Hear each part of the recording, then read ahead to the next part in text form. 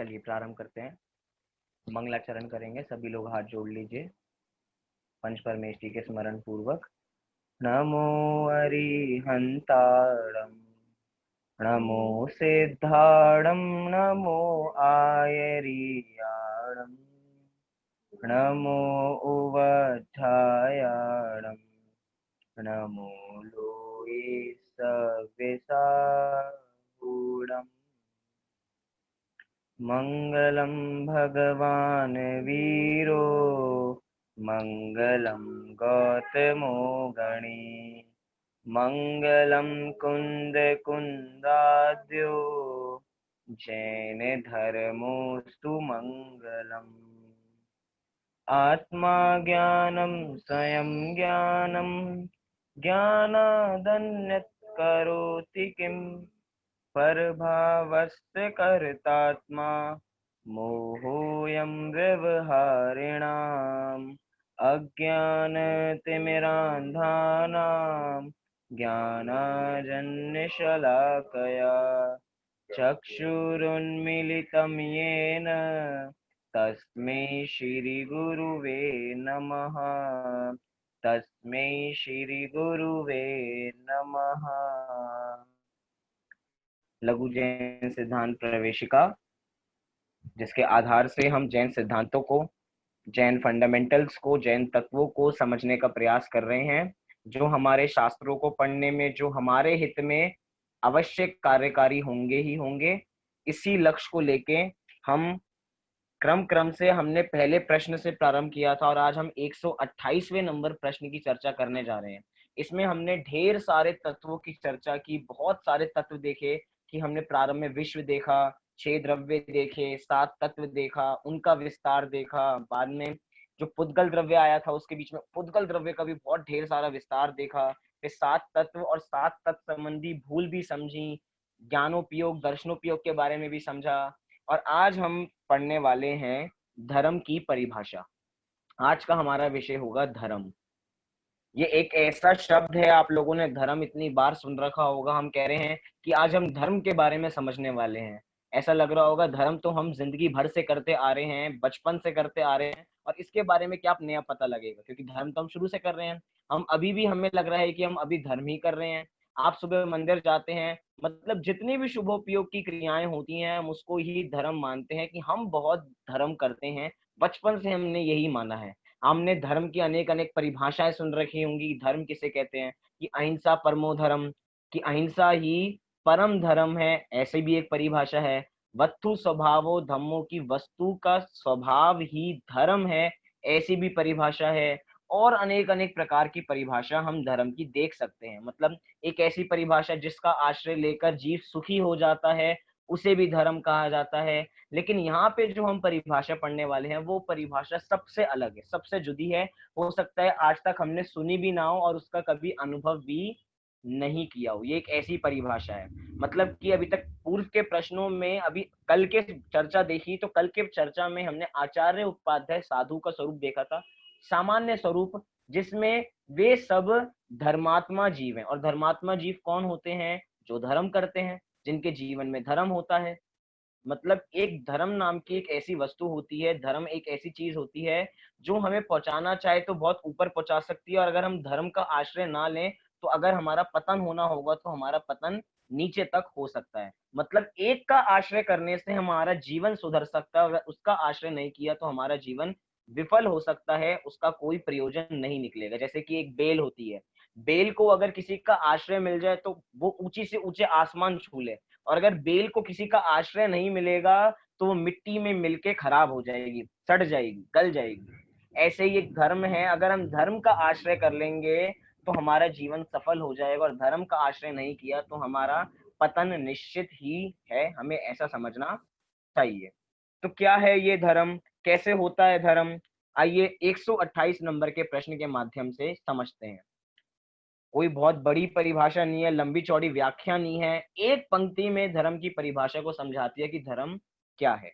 उत्तर दिया, आप एक बार पेज नंबर निकाल लीजिए, पेज नंबर 27, उसी में प्रश्न है 128 नंबर का, धर्म किसे कहते हैं? उत्तर, निज आत्मा की अहिंसा को धर्म कहते हैं।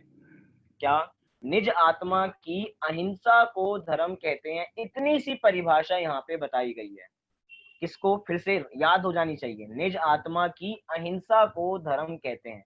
मतलब धर्म को आज तक हमने जो मान रखा था वो तो धर्म निकला ही नहीं। हमने धर्म पूजा पाठ क्रियाओं में मान रखा था, लेकिन पूजा पाठ क्रिया या जितनी भी हम क्रिया कांड करते हैं उसमें वास्तव में धर्म है ही नहीं। धर्म किसमें है? निज आत्मा की अहिंसा को धर्म कहते हैं। एक परिभाषा है, अहिंसा को धर्म कहते हैं, और अहिंसा के आगे एक और विशेषण लग गया, निज आत्मा की अहिंसा को धर्म कहते हैं। वास्तव में धर्म होता कैसे है, तो एक बहुत छोटी सी कहानी है, उसके माध्यम से हमें पता लगेगा कि एक बार 10 व्यक्ति खोज के लिए निकले कि धर्म क्या होता है, हम धर्म की खोज करके आएंगे, इस नारे से वो निकले। बहुत दूर दूर खोजा उन्होंने कि धर्म क्या है, धर्म किसे कहते हैं, इसे खोजने के लिए निकले।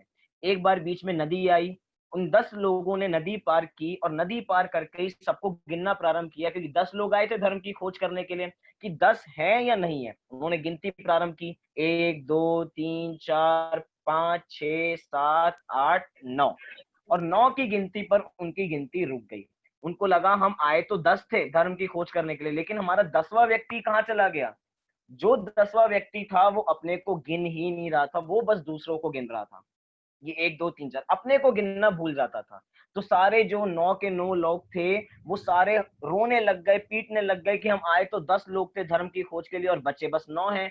उन्होंने कहा कि हमें बहुत अफसोस हो रहा है, हम आए 10 थे बचे 9 हैं। तो वहीं से एक सज्जन व्यक्ति गुजर रहे थे। सज्जन व्यक्ति ने कहा कि आप सब इतने सारे रो क्यों रहे हैं? आप तो धर्म की खोज के लिए निकले हैं, तो आपको तो खुश होना चाहिए, और आप रो रहे हैं। कह रहे नहीं, हम 10 लोग आए थे और 10 लोगों में से 9 लोग ही बचे हैं। चलो, उन्होंने कहा कुछ नहीं होता, एक बार मैं गिनती करके देखता हूँ कि कितने लोग निकलते हैं। तो उन्होंने गिनती चालू की, 1 2 3 4 5 6 7 8 9 10।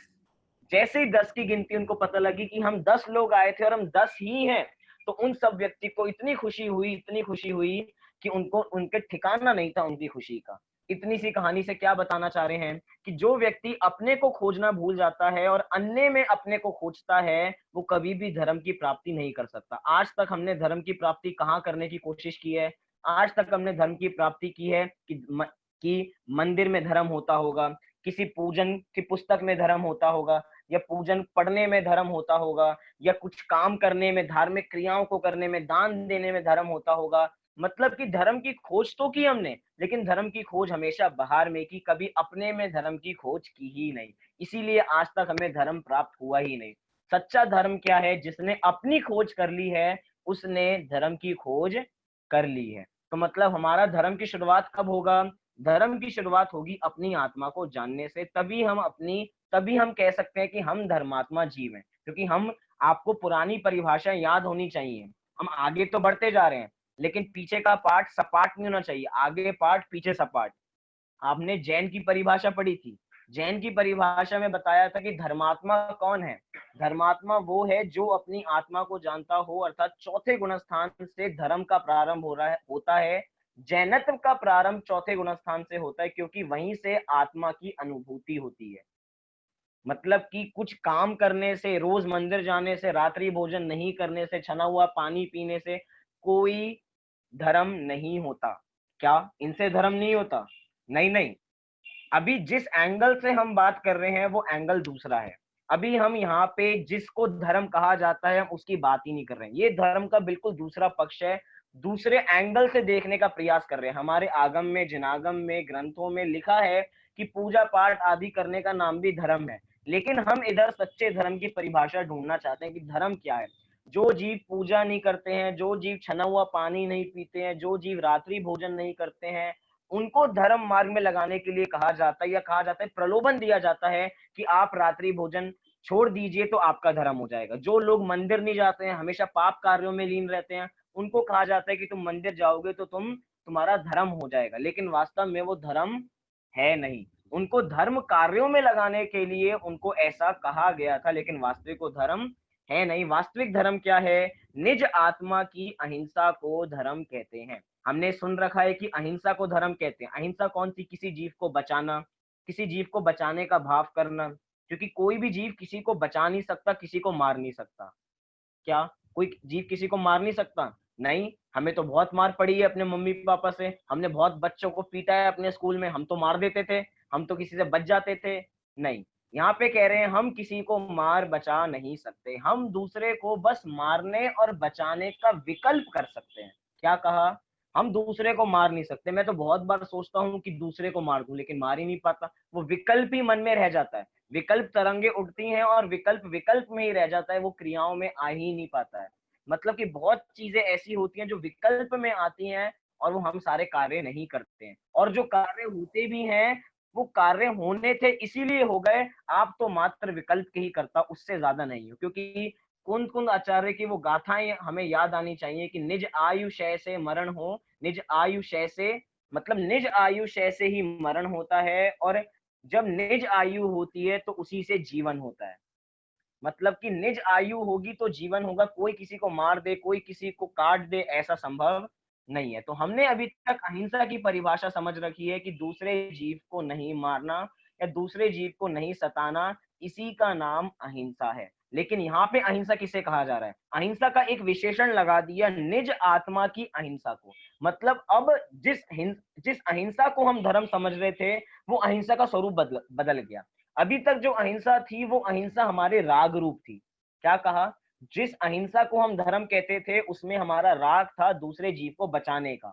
लेकिन अब जिसको धर्म कहा जा रहा है उसमें राग नहीं है। क्यों? ये अहिंसा तो है, लेकिन निज आत्मा की अहिंसा है, अर्थात अपनी आत्मा का किसी भी प्रकार का घात नहीं करना, अपने मूल गुणों का घात नहीं करना, अपने ज्ञान गुण का घात नहीं करना। जैसे कि कहते हैं ना, अपनी आत्मा को कसना, वो क्या है? कषाय। जो अपनी आत्मा को कसे उसे कषाय कहते हैं। तो अपनी आत्मा को नहीं कसना, अपनी आत्मा को परेशान नहीं करना, निज आत्मा की वो ही अहिंसा है। मतलब आत्मा को कुछ भी परेशानी नहीं होनी चाहिए, निज आत्मा जैसी है उसको वैसा ही रखना चाहिए। तत्व की दृष्टि से बात किया जाए तो कभी भी आत्मा परेशान होती नहीं, कभी भी आत्मा हैरान होती नहीं। आत्मा तो जैसी है वो वैसी ही रहती है। लेकिन यहाँ पे जो परिभाषा है निज आत्मा की अहिंसा, अर्थात अपनी आत्मा में राग द्वेष के परिणामों का उत्पन्न ही नहीं होना, उसका नाम सच्ची अहिंसा है। क्या? अपने परिणामों में राग द्वेष की उत्पत्ति ही नहीं होना, अर्थात किसी को बचाने का भाव नहीं आना, किसी को मारने का भाव नहीं आना। बहुत बड़ी बात है ये। मतलब किसी जीव को मारने का भाव नहीं आना, किसी को बचाने का भाव नहीं आना कि हम इसको बचाएंगे, इसकी हिंसा हो रही है, इतना भी विकल्प नहीं आना। क्यों? क्योंकि अमृत चंद्र आचार्य ने पुरुषार्थ सिद्धि उपाय में बहुत बढ़िया कहा कि अहिंसा और हिंसा का स्वरूप बताया कि हिंसा क्या है और अहिंसा क्या है। तो उन्होंने लिखा कि आत्म परिणामों में रागादि भावों की उत्पत्ति होना ही हिंसा है, और आत्मा में रागादिक भावों की उत्पत्ति नहीं होना ही अहिंसा है। मतलब जिसे हम अहिंसा मानते थे वो तो हिंसा निकली। हम जिसे अहिंसा मानते थे, दूसरे जीवों का भला करना, हमें करुणा भाव आ जाता है, दूसरे को बचाने चले जाते हैं। आज अहिंसा के नाम पे इतने इतने बड़े बड़े आयोजन किए जाते हैं, गौशालाएं बनाई जाती हैं कि हमें गऊ की रक्षा करनी है, जितने भी जानवरों की हमें रक्षा करनी है। अभी एक हाथी, एक हथनी मर गई तो उसके लिए पूरी समाज इकट्ठी हो गई, पूरा देश इकट्ठा हो गया कि हम अहिंसावादी हैं, हमारी संस्कृति अहिंसा की है, तो हमें लोगों को बचाना है। लेकिन एक बार विचार के देखें, दूसरे जीवों को बचाने का भाव अच्छा है। हम ये नहीं कह रहे हमें दूसरों को बचाना नहीं है, सब जीव पे करुणा होनी चाहिए, लेकिन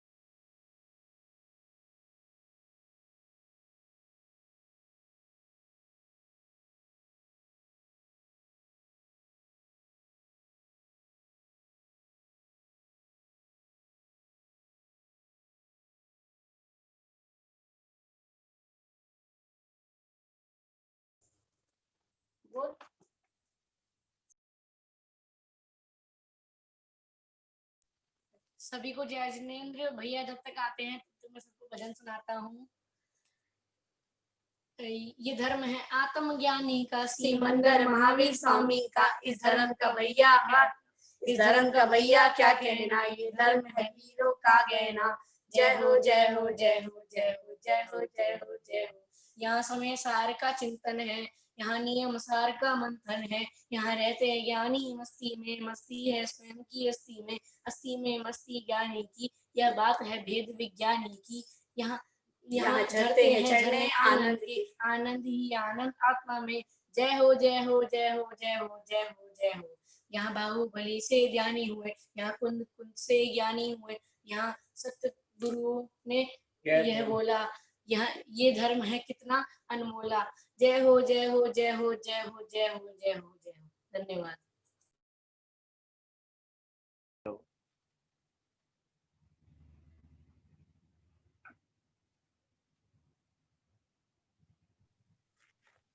और एक सुना।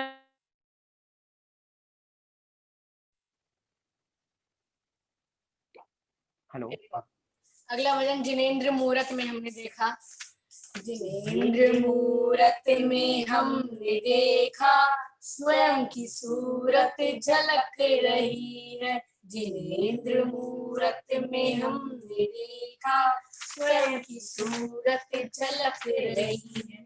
लिया जो अनुभव में हमने उनको, लिया जो अनुभव में हमने उनको, सहज में दृष्टि सुलझ रही है। हेलो, आपको मेरी आवाज आ रही है सबको? मैं आपकी वेट कर रही थी, इसलिए मोक्ष ने भजन गाना शुरू कर दिया था। चलिए, बहुत बढ़िया बहुत बढ़िया। आज बारिश आई थी तो वाईफाई को थोड़ा कुछ प्रॉब्लम हो गई है, वाईफाई में नेटवर्क अच्छी तरह मिल नहीं पा रहा। चलिए, आपका समय, आपको मोक्ष ने पूरा आपको भजन सुनाया तो बड़ा लाभ दिया होगा मोक्ष ने जरूर। एक बार मोक्ष के लिए तालियां बजा दीजिए जोर से। चलिए अब प्रारंभ करते हैं। हम कहाँ थे? हम धर्म की परिभाषा को देख रहे कि धर्म किसे कहते हैं। तो सिंपल सी बात है कि निज आत्मा की अहिंसा को यहाँ पे धर्म बताया जा रहा है, अर्थात रागादिक भावों की उत्पत्ति नहीं होना, किसी भी प्रकार की रागादिक भावों की उत्पत्ति नहीं होना। और मतलब रागादिक भावों की उत्पत्ति नहीं होने का नाम क्या है कि जब रागादिक भाव कभी उत्पन्न ना हो, वो तो बिल्कुल पूर्ण अवस्था है, वो तो पूरे धर्मात्मा है। लेकिन चौथे गुणस्थान वर्ती जीव के भी धर्म होता है, मतलब जितनी उसकी कषाय चली गई है उसको उतने अंश में धर्म प्रकट हो चुका है। पांचवें गुणस्थान वर्ती जीव के दो कषाय चौकड़ी का अभाव हो चुका है तो उसके उतना धर्म प्रकट हो चुका है। मुनिराजों के तीन कषाय चौकड़ी का अभाव हो चुका है तो उनके तीन कषाय चौकड़ी के अभाव पूर्वक धर्म प्रकट हो चुका है। मतलब जितनी कषाय विद्यमान है उतना उन्हें धर्म प्रकट नहीं हुआ है, और जितनी कषाय चली गई हैं उनको उतना धर्म प्रकट हो चुका है। मतलब हमारे जो मुनिराज होते हैं उनको भी कषाय होती हैं, जो संजुलन कषाय होती है। चौथी कषाय का नाम होता है संजुलन कषाय, क्रोध मान माया लोभ वाली नहीं, अनंतानुबंधी, अप्रत्याख्यानावरण, प्रत्याख्यानावरण और संजुलन कषाय। तो संजुलन कषाय चौथी कषाय होती है। और इसका उदय कैसे होता है थोड़ा हम इसके बारे में भी जाने। दो गुणस्थान होते हैं, छठा और सातवां गुणस्थान। हमने अभी कल की क्लास में भी पढ़ा था आचार्य उपाध्याय साधु के स्वरूप में कि छठा सातवां गुणस्थान में हमारे मुनिराज झूलते रहते हैं। जब मुनिराज सातवें गुणस्थान में होते हैं तो अपनी आत्मा को जानते हैं, और जब छठे गुणस्थान में आते हैं तो 28 मूल गुणों का पालन करते हैं। अब छठा और सातवें गुणस्थान में कौन सी कषाय है? तीन कषायों का तो अभाव हो चुका। कौन सी कषाय है? संजुलन कषाय अभी है। मतलब कि संजुलन कषाय संबंधी क्रोध मान माया लोभ उनको अभी भी विद्यमान है, उस संजुलन कषाय में भी छठे गुणस्थान में तो संजुलन कषाय की तीव्रता है और सातवें गुणस्थान में उसी संजुलन कषाय की मंदता है। मतलब ये कुछ कॉन्सेप्ट आपको समझ में आ रहा है। संजुलन कषाय की मंदता और तीव्रता से दो गुणस्थान बता दिए कि संजुलन कषाय की जब मंदता होती है तब मुनिराज अपनी आत्मा को ध्याते हैं, और जब मुनिराजों की संजुलन कषाय तीव्र होती है तब वो 28 मूल गुणों का पालन करते हैं। मतलब कि जो मुनिराज ग्रंथ लिखते हैं तो कषायों के उदय में ग्रंथ लिखते हैं। क्या कहा? मुनिराज जब भी कोई ग्रंथ लिखते हैं या आचार्य कोई भी कभी भी ग्रंथ लिखते हैं तो कषायों के उदय में ग्रंथ लिखते हैं। कषायों के उदय से माने मतलब क्या? उनकी कषाय हमारी तरह नहीं है। हमारी कषाय तो अनंतानुबंधी है, उनकी कषाय अनंतानुबंधी तो उनकी बीत चुकी। उनकी अप्रत्याख्यानावरण कषाय बीत चुकी, उनकी प्रत्याख्यानावरण कषाय भी बीत चुकी। बची कौन सी? संजुलन कषाय की तीव्रता में वो सारे ग्रंथों की रचना करते हैं, वे 28 मूल गुणों का पालन करते हैं। तो तीन कषाय चौकड़ी के अभाव पूर्वक उनको भी धर्म प्रकट है। क्यों? क्योंकि उन्होंने निज आत्मा को जान लिया है। निज आत्मा की अहिंसा को जो धर्म कह रहे हैं उस धर्म को उन्होंने अपना लिया है, क्योंकि तीन कषाय चौकड़ी का अभाव है। ऐसे ही चौथे गुणस्थानवर्ती जीव की हम बात करें, चौथे गुणस्थानवर्ती जीव को भी धार्मिक कहा जाता है क्योंकि उसके जीवन में भी धर्म होता है। लेकिन कितना धर्म होता है? एक कषाय चौकड़ी के अभाव पूर्वक धर्म होता है और तीन कषाय चौकड़ी अभी बची हुई है। अनंतानुबंधी गई है तो अनंतानुबंधी संबंधी धर्म तो प्रकट हो गया अभाव में, लेकिन अभी भी कषाएं खड़ी हुई हैं। फिर पांचवें गुणस्थान में आइए। पांचवें गुणस्थान में अभी कितनी कषायों का अभाव हुआ? अनंतानुबंधी चली गई, अप्रत्याख्यानावरण चली गई, लेकिन प्रत्याख्यानावरण और संजुलन कषाय अभी भी बची हुई है। मतलब दो कषाय चौकड़ी के अभाव पूर्वक उनको धर्म होता है। निज आत्मा की अहिंसा को जो धर्म कहा जा रहा है उनको वो धर्म है पांचवें गुणस्थानवर्ती जीवों को, लेकिन अभी दो कषाय अभी भी विद्यमान है तो उनके उदय में अभी धर्म प्रकट नहीं हुआ है। मतलब कि जब सारी कषाएं चली जाती हैं, या कहें कि 10वें गुणस्थान में जब सारी कषाएं चली गई, वो सूक्ष्म लोभ जो 10वें गुणस्थान में बचा हुआ था वो भी चला गया। अब वो 11वें 12वें गुणस्थान में पूर्ण वीतरागी हो चुके हैं। उनको किसी प्रकार का राग नहीं रहा है, किसी प्रकार का द्वेष नहीं रहा है, इसीलिए वे ही सच्चे धार्मिक होते हैं। मतलब कि 11वें 12वें गुणस्थान में वीतरागी हो गए तो पूरा राग बीत चुका है, तो पूर्ण धर्मात्मा तो वे हैं। लेकिन हम भी धर्मात्मा हैं, जितनी जितनी कषायों का अभाव होता चला जाता है। अब मैं पूछता हूं, क्या हम लोग धर्मात्मा हैं? तो इसका मूल्यांकन हम खुद कर सकते हैं कि अगर हमारी कषायों का अभाव हो चुका है। देखिए कभी कभार हमें क्या लगता है, कषायों की मंदता हमें कषायों का अभाव लगने लग जाती है, क्योंकि पहले गुणस्थानवर्ती जो मिथ्या दृष्टि जीव है उनकी भी कषायों में मंदता आती है। जो कसाई जीव है वो उसके हर समय तीव्र परिणाम नहीं रहते, वो भी अपने घर बार में आराम से बैठता है, उसके भी मंद परिणाम होते हैं, लेकिन वो मंद परिणाम कषायों का अभाव नहीं है। अनंतानुबंधी कषाय कम हुई है, अनंतानुबंधी कषाय गई नहीं है, अभाव नहीं हुई है। हम कह रहे हैं जब अनंतानुबंधी कषाय चली जाएगी, एक बार अनंतानुबंधी कषाय चली गई अर्थात जिसका अभाव हो गया, तो समझना आपका अनंत संसार बच गया। क्योंकि अनंतानुबंधी ही एक ऐसी कषाय होती है जिसमें अनंत संसार बंधता है।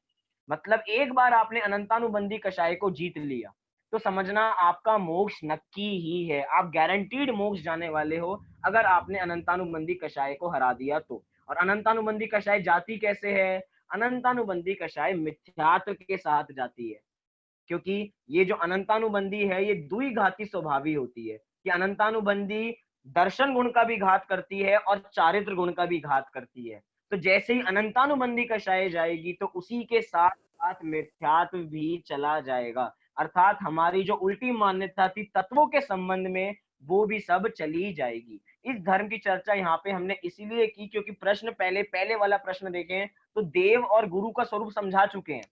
अब बचा था धर्म का स्वरूप, तो यहाँ पे इन्होंने धर्म का स्वरूप भी हमें बता दिया। तो निज आत्मा की अहिंसा को ही धर्म कहते हैं और वास्तव में इसी का नाम धर्म है। अभी आपको इस प्रश्न के संबंध में कुछ पूछना हो तो आप पूछ सकते हैं, नहीं तो हम अगले प्रश्न पे चलते हैं। मोक्ष आपको कुछ पूछना है? हाँ भैया, मुझे यह पूछना है कि आपने बताया कि जो मुनि होते हैं उनकी तीन कषाय चौकड़ियों का नाश हो जाता है, तो जो अंतिम कषाय चौकड़ी है वो संजुलन, तो बाकी उनके जो 25 में से जो संजुलन के अलावा 9 कषाय हैं, उनका क्या होता है? अब उनका क्या होता है, ये भी आगे आगे जैसे गुणस्थान बढ़ते जाते हैं, जैसे जैसे आगे उनकी भूमिका बढ़ती जाएगी, आत्मा की शुद्धि बढ़ती जाएगी, तो धीरे धीरे उन कषायों का जो 9 कषाय हैं उनका भी अभाव होता चला जाता है। 10वें गुणस्थान में हम ये कहें कि 9वें गुणस्थान में ही सारी कषाएं चली जाती हैं। 10वें गुणस्थान में मात्र सूक्ष्म लोभ बचता है, इसलिए उसका नाम सूक्ष्म सांपराय है। सूक्ष्म कषाय मतलब सूक्ष्म लोभ ही बचता है। 9वें गुणस्थान में सारी कषाएं, जो 9 कषाय हैं, उनका अंत हो जाता है। मोक्ष आप म्यूट हो, बोलिए। भैया वो उसमें मतलब वो मतलब 9वें से अनुव्रत करण से सूक्ष्म संप्रदाय में सारी कषाय नष्ट हो जाती है। मतलब 9वें गुणस्थान के अंत में कहें या 10वें गुणस्थान के प्रारंभ में कहें, वो सारी कषाएं नष्ट हो जाती हैं। 9 कषायों की बात चल रही है, अभी सूक्ष्म लोभ अभी भी बचा हुआ है, और 10वें गुणस्थान के अंत में वो सूक्ष्म लोभ भी चला जाता है और वो पूर्ण सुखी हो जाते हैं। या पूर्ण सुखी की बात क्या कहें, पूर्ण वीतरागी हो जाते हैं, सब कुछ राग द्वेष उनका बीत जाता है। धन्यवाद भैया। हाँ जी, और किसी का प्रश्न है? भैया हाँ जी बोलिए। अनुबंधी जब कषाय चली जाती है तो उसके बाद भी क्या जीव मंद कषाय रह जाता है कि मतलब तीव्र हो जाती है, अनंताबंदी चली जाती है तो मंद रहती है या नहीं, कि मंद भी नहीं रहती? अनंतानुबंधी संबंधी, हाँ, क्योंकि अनुबंधी तो जब जाएगी तो वो चौथे गुण स्थान में जाती है, तो सम्यक दर्शन प्रकट हो जाएगा तभी जाएगी ना, तभी होगी वो। हाँ जी, मतलब तो चौथे गुण स्थान में जैसे ही जीव प्रवेश करता है तो उसके अनंतानुबंधी कषाय चली गई, और अनंतानुबंधी कषाय गई है तो मिथ्यात्व भी गया है। अब जितनी भी कषाय हैं उन दोनों में दोनों चीजें चलती हैं, क्योंकि कषाय का सेक्टर बहुत बड़ा है कि कषाय अगर क्रोध है तो क्रोध तीव्र गति का भी होता है, मंद गति का भी होता है और मध्यम गति का भी होता है। मतलब कि इसके असंख्यात भेद बन सकते हैं, ऐसे ही इन कषायों के भी असंख्यात भेद बन सकते हैं। लेकिन अनंतानुबंधी कषाय अब जा चुकी है। अब जो भी उदय चल रहा है कषायों का, वो अब अप्रत्याख्यानावरण कषायों का उदय चल रहा है। अब अप्रत्याख्यानावरण कषायों का हो सकता है तीव्र उदय आ जाए, और अप्रत्याख्यानावरण क्रोध का उदय आ जाए और तीव्र क्रोध आ जाए, तो हो सकता है हम देखते हैं कि चौथे गुणस्थानवर्ती जीव भी क्रोध करते हुए नजर आ जाते हैं। कदाचित उनको भी क्रोध आ जाता है, कदाचित उनको भी मान आ जाता है, लेकिन वो क्रोध मान माया लोभ अनंतानुबंधी संबंधी नहीं है। वो जो क्रोध मान माया लोभ चौथे गुणस्थानवर्ती जीव को उत्पन्न हो रहा है, वो उनको अनंत संसार का कारण नहीं बनता है, क्योंकि अनंत संसार का जो कारण था अनंतानुबंधी, उसका तो अभाव वे कर चुके हैं। ठीक है भैया, समझ आ गया। क्योंकि यहाँ पे एक चीज आप और एक बढ़िया चीज समझ लीजिए, यहाँ पे दो चीजें होती हैं, एक होता है दर्शन गुण और एक होता है चारित्र गुण। दर्शन गुण का जो घात कर रहा था, जो मिथ्यात्व था, उस मिथ्यात्व का नष्ट हो चुका, वो मिथ्यात्व नष्ट हो चुका। लेकिन जो ये चारित्र गुण है, चारित्र गुण का घात तो आगे तक होता रहता है। मुनिराजों के भी चारित्र गुण का घात होता है, क्योंकि संचलन कषाय तो उनके भी विद्यमान है। लेकिन एक बार दर्शन गुण का घात होना बंद हो गया, अर्थात मिथ्यात्व नष्ट हो गया, तो समझिए अब तो चारित्र तो एक तरीके से अटकन है, भटकन नहीं है। हमें अटकाने वाला है, स्पीड ब्रेकर की तरह है। और जो भटकाने वाला था, वो भटकाने वाले से तो दिशा हमने परिवर्तन कर दी, अब हम संसार में अटकने वाले नहीं हैं। जी हाँ जी, किसी और को कोई प्रश्न हो इसके संबंध में तो आप पूछ सकते हैं, क्योंकि ये भी बड़ा इंपॉर्टेंट विषय है। परिभाषा छोटी सी है लेकिन इसका मर्म बहुत है। किसी का ऐसा प्रश्न नहीं आया कि मैंने बीच में कहा था कि अनंतानुबंधी द्विघाती स्वभावी प्रकृति की होती है। किसी ने ये नहीं पूछा कि द्विघाती स्वभावी क्या होता है, सबने सहज भाव से स्वीकार कर लिया। किसी को अभी प्रश्न हो रहा है कि द्विघाती स्वभावी अभी भी क्या होता है? हाँ भैया, पूछना है द्विघाती स्वभावी क्या होता है। आपने ये भी बताया था वो दर्शन गुण, और पता नहीं एक वर्ड मेरा लिखना रह गया, वो दो चीजों का घात करता है। दो चीजों का घात करता है, ये बताया था, मेरी लिखनी रहती। चलो एक बार मैं ही समाधान कर देता हूँ। दर्शन और चारित्र, दर्शन और छल। चलिए, जिसकी मैंने बात की है द्विघाती स्वभावी प्रकृति, मतलब कि द्विघाती अर्थात एक कषाय है और एक कषाय दो का घात करती है। द्विघाती, घाती अर्थात घात करना, और किसका घात?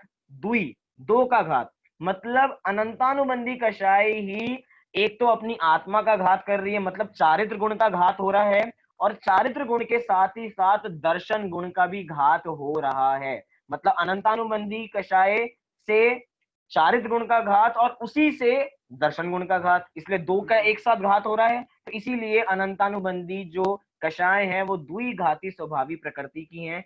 जैसे ही अनंतानुबंधी कषाय जाती है तो उसी के साथ साथ मिथ्यात्व भी अर्थात दर्शन गुण का जो घात हो रहा था वो भी अब बंद हो जाता है, हमारा मिथ्यात्व चला जाता है।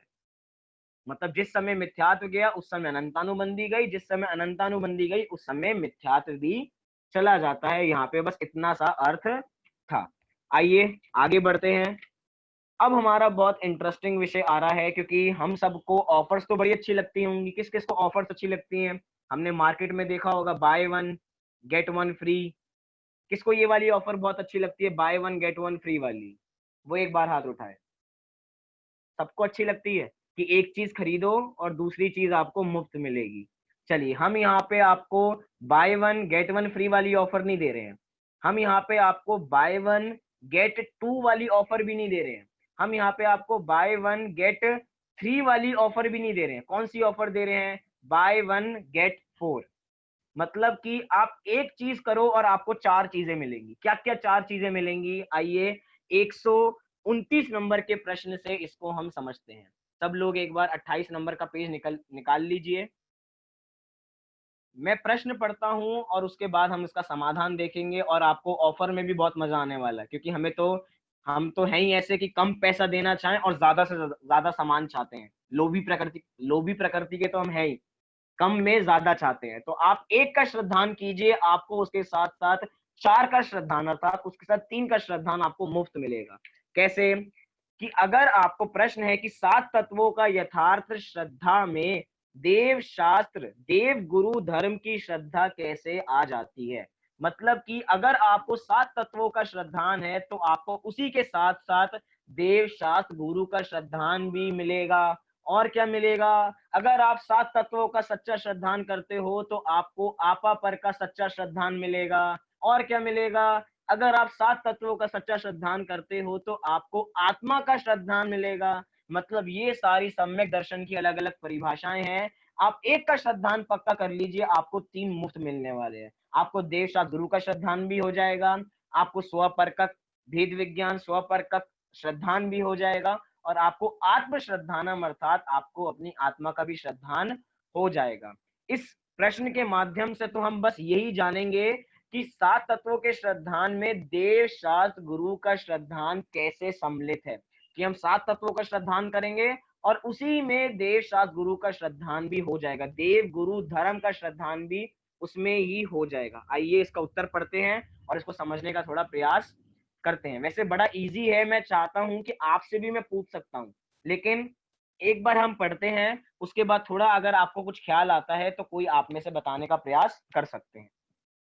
उत्तर देखिए, मोक्ष तत्व सर्वज्ञ वीतराग स्वभाव रूप है, उसके धारक अरहंत सिद्ध हैं और वे ही निर्दोष देव हैं।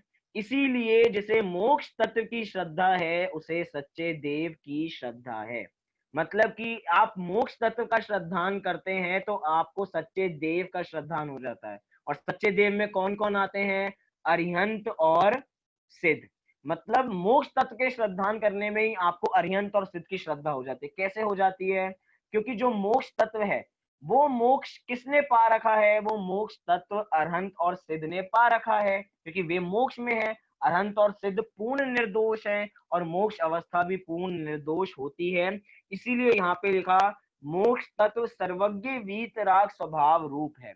और सर्वज्ञ वीतराग भाव रूप कौन होते हैं? वो होते हैं हमारे अरहंत और सिद्ध अर्थात सच्चे देव। और उसके धारक अरहंत सिद्ध होते हैं और अरहंत सिद्ध ही निर्दोष होते हैं। इसीलिए जिसे मोक्ष तत्व का श्रद्धान होता है उसे सच्चे देव की श्रद्धा भी होती ही होती है। और आगे देखिए, संवर निर्जरा, दूसरा पॉइंट, संवर निर्जरा निश्चय रत्नात्रय स्वभाव सहित है। उसके धारक भावलिंगी आचार्य उपाध्याय और साधु हैं, वे ही निर्ग्रंथ दिगंबर गुरु हैं। इसीलिए जिसे संवर निर्जरा की सच्ची श्रद्धान है, उसे सच्चे गुरु का श्रद्धान होता ही होता है। मतलब कि क्या बात बताना चाह रहे हैं कि संवर निर्जरा वास्तव में किसको होती है? आचार्य उपाध्याय और साधु को ही होती है, क्योंकि आचार्य उपाध्याय साधु ही हैं जिन्होंने कर्मों को रोक रखा है, नए कर्मों को रोक रखा है, और अब नए कर्म अंदर नहीं प्रवेश करते, और बाकी जो कर्म बंध चुके हैं उनकी निर्जरा होती रहती है कि उनके ही सम्यक दर्शन प्रकट हो चुका है, उनको निश्चय सम्यक दर्शन, निश्चय सम्यक ज्ञान, निश्चय सम्यक चारित्र के वो धारक हैं, उनको ही सच्ची संवर निर्जरा होती है। क्योंकि अरिहंत और सिद्ध, अरिहंत और सिद्ध तो देव हो गए हैं, मतलब सच्चे देव हो चुके हैं, उनके संवर निर्जरा नहीं हो रही। संवर निर्जरा किसको हो रही है? आचार्य उपाध्याय और साधु को ही संवर निर्जरा हो रही है। इसीलिए अगर आपको संवर और निर्जरा तत्व का श्रद्धान होगा तो आपको आचार्य उपाध्याय और साधु का भी श्रद्धान हो जाएगा, क्योंकि संवर निर्जरा जिसको होती है उसका भी श्रद्धान इसमें सम्मिलित हो गया। मतलब कि पांचों परमेष्ठी तो तीन तत्व में आ गए। क्या? पांचों परमेष्ठी तो तीन तत्व में ही आ गए। मोक्ष तत्व में अरिहंत और सिद्ध आ गए, और संवर निर्जरा में आचार्य उपाध्याय साधु, जिनको हम गुरु के नाम से जानते हैं, वे आ गए। बचे कितने तत्व? अब बचे हमारे पास सात में से तीन, तीन घटा दीजिए तो चार तत्व का श्रद्धान अभी भी बचा हुआ है। तो वो कैसे होगा? वो सातों तत्व, वो चार तत्वों का श्रद्धान हमें धर्म के माध्यम से होगा। आइए देखते हैं कैसे। यहाँ पे लिखा कि जीव तत्व का स्वभाव रागादिक भाव रहित शुद्ध चैतन्य प्राण में है। कि जीव का स्वभाव क्या है? जीव तत्व का स्वभाव क्या है? क्या? उसका स्वभाव तो रागादिक रहित शुद्ध चैतन्य स्वभाव वाला है। मतलब जीव का काम जानना देखना है, और जानने देखने का काम ही उसका शुद्ध स्वभाव है, और जानने के काम में राग द्वेष उत्पन्न ही नहीं होते हैं। और जब राग द्वेष नहीं उत्पन्न होते, अर्थात पूर्ण अहिंसा होती है, तो उसे ही धर्म कहा जाता है। और धर्म किसे होता है? धर्म एक जीव को ही होता है। मतलब धर्म तत्व, मतलब कि जीव तत्व के श्रद्धान में ही हमें धर्म अर्थात शास्त्र की भी सच्ची श्रद्धा हो जाती है। ऐसा ही लिखा है यहाँ पे। उसका, उसके स्वभाव सहित अहिंसा धर्म है। किसके स्वभाव सहित अहिंसा धर्म है? जीव के स्वभाव, क्योंकि जीव ही रागादि रहित होता है, और रागादि रहित ही धर्म होता है। इसीलिए जिसे जीव तत्व की श्रद्धा है उसे सच्चे धर्म की श्रद्धा है। अब मैं आपसे पूछना चाहता हूं, जिसे जीव की श्रद्धा होगी, जिसे जीव की सच्ची श्रद्धा होगी, क्या उसे अजीव की पहचान नहीं होगी? उसे अजीब की पहचान भी होगी। जो जानता है कि मैं जानता देखता हूं, उसे ये भी पता है कि ये पेन जानता देखता नहीं है। उसे पता है कि ये पेंसिल जानती देखती नहीं है, जानने देखने का काम तो मैं करता हूं। मतलब कि जीव अजीव तत्व के श्रद्धान में ही धर्म का स्वरूप आ चुका। और धर्म कैसा होता है? धर्म होता है रागादिक भावों से रहित।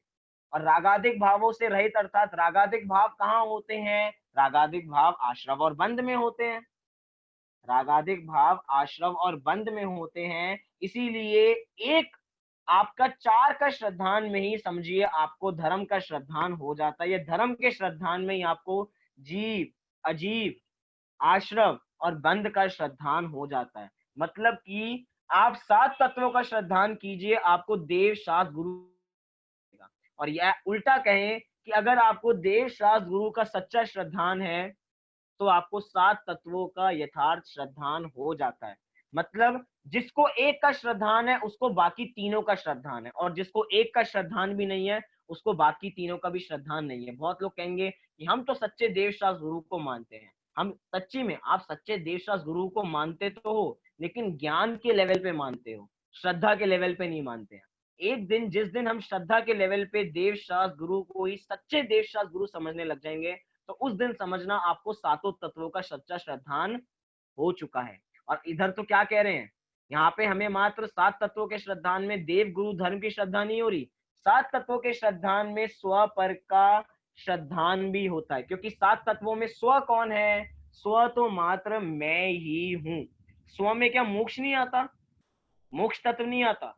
नहीं, स्व तत्व, स्व में मोक्ष तत्व भी नहीं आता, क्योंकि वो मोक्ष भी मेरे से अलग है। अगर वो मोक्ष मेरे साथ होता तो ये दो तत्व अलग बन ही नहीं पाते। जीव और मोक्ष दो अलग अलग तत्व हैं, इसीलिए हमें पता लगता है जीव अलग है और मोक्ष अलग है। तो स्व पर के श्रद्धान का नाम जो सम्यक दर्शन था, उसमें भी सातों तत्वों का श्रद्धान आ जाता है। स्व में आपको जीव तत्व का श्रद्धान होता है, और बाकी में बाकी तत्वों के श्रद्धान में आपको पर का श्रद्धान हो गया, क्योंकि अजीव भी पर है, आश्रव भी पर ही है, बंध भी पर है, और यहाँ तक कि संवर निर्जरा मोक्ष भी पर ही है। क्या कहा? संवर, निर्जरा और मोक्ष ये तत्व भी पर ही है, ये मैं नहीं हूं। मोक्ष तो एक पर्याय है, जो मोक्ष भी एक हमें अवस्था विशेष का नाम मोक्ष है। मोक्ष कोई एक प्लेस होगी ऐसा नहीं है, या मोक्ष आप नहीं हो। मोक्ष अवस्था को हम प्राप्त करते हैं, मोक्ष हमारे साथ प्रारंभ से नहीं होता, हम तो मात्र जानते देखते रहते हैं, और वो अवस्थाएं हर समय बदलती रहती हैं, पर्याय बदलती रहती हैं। अभी पिछले समय हम आश्रम बंद करते थे, अभी हमने संवर निजरा प्रारंभ कर दी, और एक समय ऐसा आया कि हमें मोक्ष प्राप्त हो गया। लेकिन उसके बावजूद भी जीव तत्व अलग है और मोक्ष तत्व अलग है, इसीलिए स्व पर का श्रद्धान हो जाता है आपको सात तत्वों के श्रद्धान में। और यहाँ तक कि आपको आत्म श्रद्धानम सम्यक दर्शनम, कि आत्मा का श्रद्धान का नाम सम्यक दर्शन है। अगर आपको सात तत्वों का सच्चा श्रद्धान है तो समझना आपको आत्मा का श्रद्धान है। क्यों, कैसे है? अगर आप अपनी आत्मा को ही अच्छी तरह जानते हो तो समझना आप दूसरे तत्व को भी अच्छी तरह जानते हो। सम्यक दृष्टि जीव अपनी आत्मा को जानते हैं तो समझना वो अजीव तत्व को भी जानते हैं। वो अजीव को अजीव जानते हैं, इसी का नाम सम्यक दर्शन है। क्या कहा? अजीव को अजीव जानना और जीव को जीव जानना, इसी का नाम सम्यक दर्शन है। तो आत्मा का श्रद्धान कर लिया उन्होंने, एक बार स्व का श्रद्धान कर लिया तो पर का श्रद्धान तो होगा ही होगा। क्योंकि भेद विज्ञान की, जब भी हमें भेद विज्ञान करना होता है तो हमें दो पार्टी की आवश्यकता होती है। क्या? जब भी भेद विज्ञान करना होता है तो दो पार्टी चाहिए। एक पार्टी में होगी अपनी आत्मा, और दूसरी पार्टी में होगा बाकी सारे द्रव्य, बाकी सभी पर हैं, और एक मैं स्वयं, मतलब एक तरफ मैं अकेला और बाकी तरफ सब। इन दो द्रव्यों में भेद विज्ञान करना है। भेद विज्ञान हमें इसमें नहीं करना है कि ये पेंसिल है और ये पेन है, कि हमने जान लिया कि पेन पेन होता है और पेंसिल पेंसिल होती है, इसका नाम भेद विज्ञान नहीं है। भेद विज्ञान हमेशा दो पार्टी में किया जाएगा, और उन दो पार्टियों में से एक पार्टी आपकी आत्मा होनी चाहिए और बाकी पार्टी में सारे द्रव्य होने चाहिए। जब बाकी पार्टी में सारे द्रव्य होंगे तो आपको समझना कि आपको स्व पर का श्रद्धान हो गया, आपको आत्मा का श्रद्धान हो गया। तो कितना फायदे का सौदा है। आप सात तत्वों का श्रद्धान कीजिए, आपको देव गुरु धर्म का श्रद्धान मिलेगा। आप सात तत्वों का श्रद्धान कीजिए, आपको साथ ही साथ स्व पर का श्रद्धान मिलेगा। आप सात तत्वों का श्रद्धान कीजिए, आपको आत्मा का श्रद्धान मिलेगा। मतलब कि हमें तो बस सात तत्वों का श्रद्धान करना है। पंडित टोडरमल जी ने मोक्ष मार्ग प्रकाशक के 9वें अधिकार में बहुत बढ़िया विस्तार किया कि सम्यक दर्शन की विभिन्न परिभाषाओं में समन्वय। क्या? सम्यक दर्शन की अलग अलग परिभाषाएं मिलती हैं, वो अलग अलग परिभाषाओं में उन्होंने समन्वय बिठाया कि इसके श्रद्धान में इसका श्रद्धान गर्भित ही होता है। मतलब कि सात तत्वों के श्रद्धान में देव शास्त्र गुरु का श्रद्धान सम्मिलित ही है, गर्भित ही है। मतलब इन दोनों में अविनाभाव संबंध है। अविनाभाव संबंध क्या होता है? कि इसके होने पे उसका होना होगा ही होगा। जैसे दो मित्र होते हैं ना, कि एक दोनों मित्रों की घनिष्ठता इतनी है, दोनों इतने अच्छे मित्र हैं कि जहां पे ये मित्र पाता है वहीं पे उसका दूसरा मित्र होगा।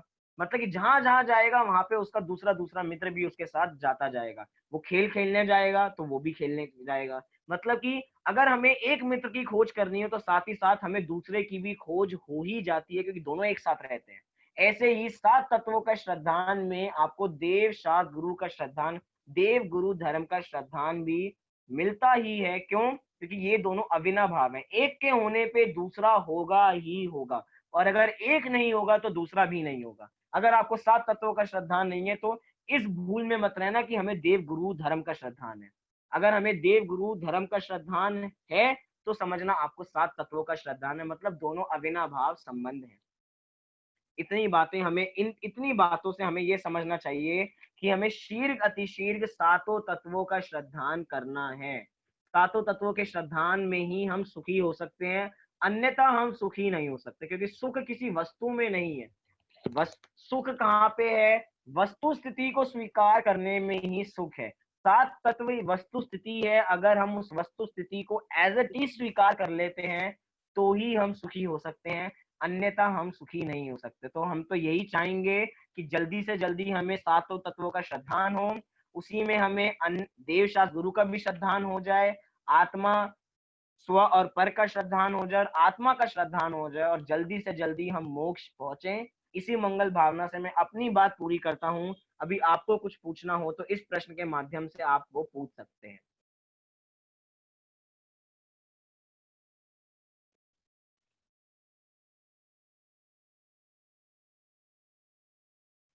तो कितने लोग सात तत्वों का श्रद्धान करने की सोच रहे हैं कि हमें सात तत्वों का श्रद्धान करना है? चलिए, सुजाता जी कह रही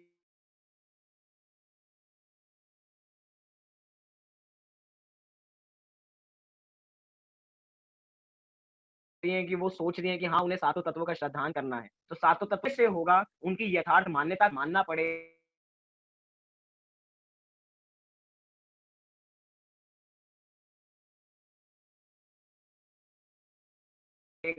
वस्तु स्थिति माननी पड़ेगी, तो ही हमें उसका श्रद्धा है। जल्दी से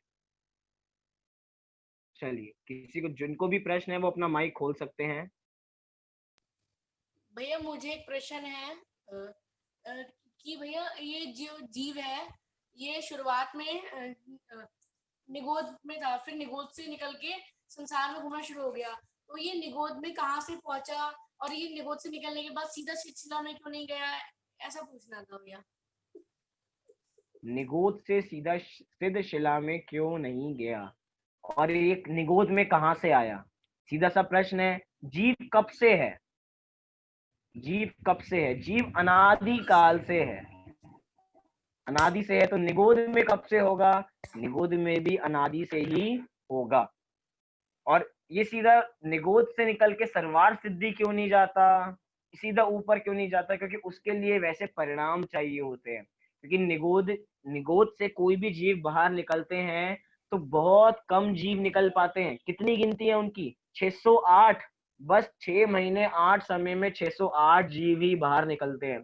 तो सोचो, आयु बंधन का अगर हमें प्रोसीजर पता हो तो आयु कब बनती है, और आयु बंधी तो वो निगोद से निकल के बाहर आए, वो कितना कठिन है। जैसे कि हम जैसे चने होते हैं ना, चने बुने जाते हैं तो कुछ चने बाहर निकल जाते हैं बुन के, ऐसे ही जीव निकलते हैं। जैसे पॉपकॉर्न होते हैं ना, घर में हम पॉपकॉर्न बनाए तो पॉपकॉर्न कुछ होते हैं वो एक दो पॉपकॉर्न बाहर निकल जाते हैं, बाकी पॉपकॉर्न अंदर ही रह जाते हैं। जैसे एक दो निकले हैं ना, उनका भाग्य था। ऐसे ही निगोद में अनंत जीव है और अनंत जीवों में से उन 608 जीवों का ऐसा नंबर था, ऐसा भाग्य था, उनके ऐसे परिणाम थे कि वो निगोद से बाहर निकले। मतलब निगोद से बाहर निकलना ही इतना कठिन होता है। उसके बाद एक दो भव धारण करके हो सकता है वे सर्वार सिद्धि भी चले जाए, लेकिन डायरेक्टली सर्वार सिद्धि जाए इतने शुभ परिणाम उनको नहीं होते, क्योंकि उसके लिए ऐसी भूमिका भी चाहिए होती है।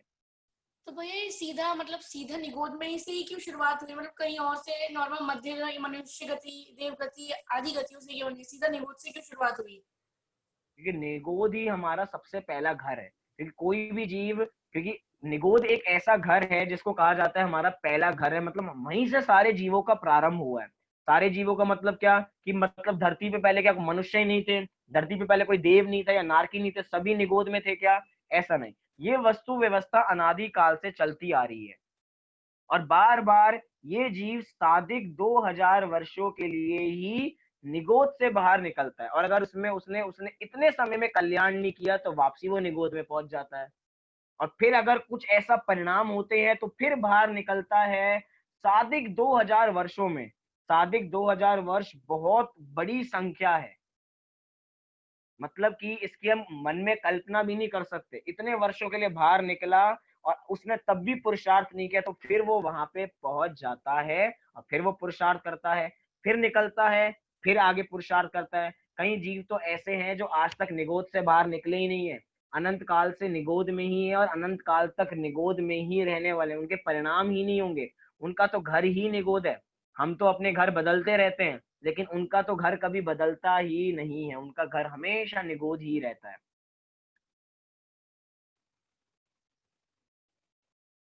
मोक्ष, आपका कुछ? हाँ भैया सब क्लियर हो गया, धन्यवाद। क्या क्लियर हुआ, आप एक बार बता सकते हैं? भैया आपने बताया कि मतलब क्लियर ये हुआ कि जो वो जो जीव होते हैं वो उनकी स्टार्टिंग ही निगोज से होती है, तो कितने सारे जीव होते हैं जो निकल नहीं पाते और जो आ जाते हैं और वो पुरुषार्थ कर 2000 वर्ष तक अगर वो पुरुषार्थ कर पाए तो वो अपना कल्याण कर ले तो ठीक है, वरना वो वापस निगोद में चले आते हैं। तो ऐसे ही वो जीव की शुरुआत वहीं से हुई, वहीं पे मतलब वो लौट के चले जाते हैं पुरुषार्थ करे बिना। इसका अगर हमें प्रमाण देखना है तो हम छेडाला पढ़ें। छेडाला की प्रारंभिक ढाल में ही संसारिक दुख बताया, तो संसारिक दुखों का प्रारंभ बताना कब कहाँ से किया? सबसे पहले ये बताया कि ये जीव आया कहाँ है, जीव निगोद स्टार्टिंग कैसे, क्योंकि वास्तव में तो जीव की स्टार्टिंग नहीं थी कोई भी, हम कह नहीं सकते कि ये पॉइंट इसका स्टार्टिंग था, लेकिन जीव दुख बताने का प्रारंभ किया तो दौलत राम जी ने भी सबसे पहले निगोदों के दुख बताए कि ये जीव निगोद से निकला, फिर अन्य अन्य गतियों में गया। ऐसे वहां पे उन्होंने संसार के दुख बताना भी निगोद से ही प्रारंभ किया है, वहां से भी हम जान सकते हैं। बोलिए दृष्टि। भैया 7 तत्वों का श्रद्धान किसी भी पर्याय में हो सकता है? जैसे सम्यक दर्शन तो ये चारों गतियों में किसी को भी कभी भी हो जाता है, मतलब नरक गति में, त्रियंश गति में, तो ये भी 7 तत्वों का श्रद्धान भी किसी भी गति या पर्याय में हो सकता है। अच्छा, एक बहुत बढ़िया प्रश्न है, बहुत आपको इसका उत्तर आता है। कैसा उत्तर? कि आपने भैया थोड़ा सा तत्वार्थ सूत्र पढ़ा होगा, आपने तत्वार्थ सूत्र पढ़ा है? हाँ भैया थोड़ा बहुत पढ़ा है, तत्वा श्रद्धानम सम्यक दर्शनम। अच्छा तो ठीक आपने है। उत्तर ही दे दिया।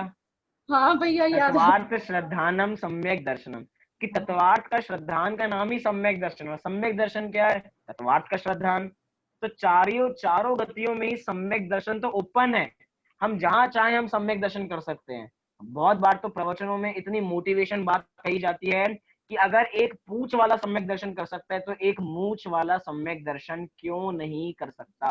कर सकता है, लेकिन ये अपनी शक्ति नहीं जानता और सम्यक दर्शन प्रकट नहीं कर पाता। कई बार हम उदाहरण देते हैं कि देखो शेर ने पुरुषार्थ कर लिया और हम पुरुषार्थ नहीं कर पाए, हम सम्यक दर्शन प्रकट नहीं कर पाए, लेकिन ऐसी बातें हमें करनी नहीं चाहिए। क्यों? क्योंकि उसका सम्यक दर्शन उसकी योग्यता वाला है, हम तो मनुष्य हैं, हम में इतनी सोचने विचारने की शक्ति है, उसके बाद भी हम सोचे विचारे नहीं, हम सातों तत्वों का श्रद्धान नहीं करें, तो हम उस पूछ वाले से भी गए गुजरे हैं। उसने त्रियंश गति में भी सम्यक दर्शन प्राप्त कर लिया और हम मनुष्य गति में भी सम्यक दर्शन प्राप्त नहीं कर पा रहे हैं, तो इससे बुरी बात और कुछ नहीं हो सकती। तो चारों गतियों में सम्यक दर्शन ओपन है, लेकिन श्रेष्ठ क्या है कि हम मनुष्य गति में सम्यक दर्शन अंगीकार करें, क्योंकि मनुष्य गति में ही संयम अंगीकार करने की चांसेस है। मतलब कि मनुष्य गति में ही संयम अंगीकार किया जा सकता है, अन्य गतियों में संयम अंगीकार नहीं किया जा सकता। तो इसलिए श्रेष्ठ तो ये है कि हम मनुष्य गति में सम्यक दर्शन प्राप्त करके उसी भव से मोक्ष को प्राप्त करें। बोलिए मोक्ष। भैया मैंने कविता लिखी है, वो सुनाना चाहता हूँ जैन पहले धर्म के विषय ऊपर। बता दीजिए एक बार। नन्ना मुन्ना राही हूँ, जैन धर्म अनुयायी हूँ, बोलो मेरे संग जय महावीर जय महावीर जय महावीर जय महावीर जय महावीर। बड़ा होकर धर्म का प्रचार करूंगा और मुनि धर्म अंगीकार करूंगा, मुक्ति से पहले नहीं लूंगा कभी दम, आगे ही आगे बढ़ाऊंगा कदम। जैन धर्म जैन धर्म जैन धर्म। नन्ना मुन्ना राही हूँ, जैन धर्म अनुयायी हूँ, बोलो मेरे संग जय महावीर जय महावीर जय महावीर जय महावीर जय महावीर। धन्यवाद। चलिए बहुत बढ़िया। अभी तक जो मोक्ष कविताएं सुनाता था, भजन सुनाता था, वो तो दूसरे कवियों द्वारा विरचित थे। आज मोक्ष ने अपने द्वारा लिखित कविताएं सुनी, आज तो उसके लिए जोरदार तालियां जरूर बनती हैं। एक बार उसके लिए जोरदार तालियां। बहुत बढ़िया मोक्ष, ऐसे ही आप कविता और लिखते जाओ और हम कविताओं को सुनते रहेंगे। चलिए अभी की बात को हम यहीं पे पूरी करते हैं। हम जल्दी से जल्दी सातों तत्वों का श्रद्धान करके शीर गति शीर्ष मोक्ष लक्ष्मी को प्राप्त करें, इसी मंगल भावना से अभी की बात को पूरी करते हैं। सुबह की कक्षा यथा समय 8:30 बजे रहेगी।